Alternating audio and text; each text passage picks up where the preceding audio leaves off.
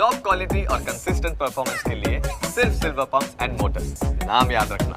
સ્થાનિક સ્વરાજની ચૂંટણી અંગે મોટા સમાચાર પ્રાપ્ત થઈ રહ્યા છે। એકાદ સપ્તાહની અંદર જાહેર થઈ શકે છે સ્થાનિક સ્વરાજની ચૂંટણી। જૂનાગઢ મનપા 73 નગરપાલિકાની યોજાશે ચૂંટણી। તાલુકા પંચાયતની ખાલી પડેલી બેઠકોની પેટા ચૂંટણી પણ યોજાશે। રાજ્ય ચૂંટણી આયોગે યાદી જાહેર કરી છે। તો મોટા સમાચાર સ્થાનિક સ્વરાજની ચૂંટણીને લઈ જૂનાગઢ મનપા સહિત જે બેઠકો ખાલી પડી છે ત્યાં પેટા ચૂંટણી પણ યોજાશે। તાલુકા પંચાયતની ખાલી પડેલી જે બેઠકો છે ત્યાં પેટા ચૂંટણી યોજાશે।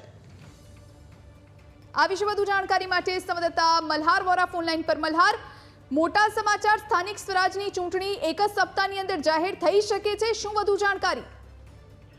ચોક્કસથી રાજ્ય ચૂંટણી આયોગ દ્વારા જે છે તે એક નોટિફિકેશન છે જે બહાર પાડવામાં આવ્યું છે। નોટિફિકેશનની અંદર રાજ્યની જૂનાગઢ મહાનગરપાલિકાની જે સામાન્ય ચૂંટણી તદુપરાંત 73 નગરપાલિકાની જે સામાન્ય મધ્યસત્ર તથા ખેડા જિલ્લા પંચાયતના કઠલાલ અને કપડવંજ તદુપરાંત ગાંધીનગર તાલુકાની પંચાયતની જે સામાન્ય ચૂંટણી છે તેમજ મહાનગરપાલિકા નગરપાલિકા અને જિલ્લા અને તાલુકા પંચાયતની જે ખાલી પડેલી એટલે કે પેટા બેઠક ઉપર જે ચૂંટણી થવાની છે એ આગામી સમયની અંદર યોજાવાની છે। તેની તમામ તૈયારીઓ જે છે તે રાજ્ય ચૂંટણી આયોગ દ્વારા કરી દેવામાં આવી છે। હવે ટૂંક જ સમયની અંદર તેની સત્તાવાર રીતે જે છે તે રાજ્ય ચૂંટણી આયોગ દ્વારા જે છે તે નોટિફિકેશન બહાર પાડવામાં આવશે।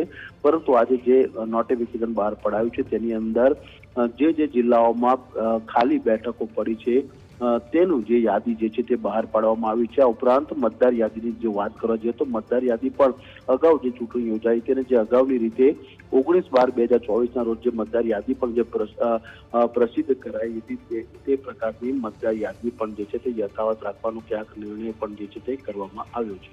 જી, આભાર મલ્હાર જાણકારી આપવા માટે।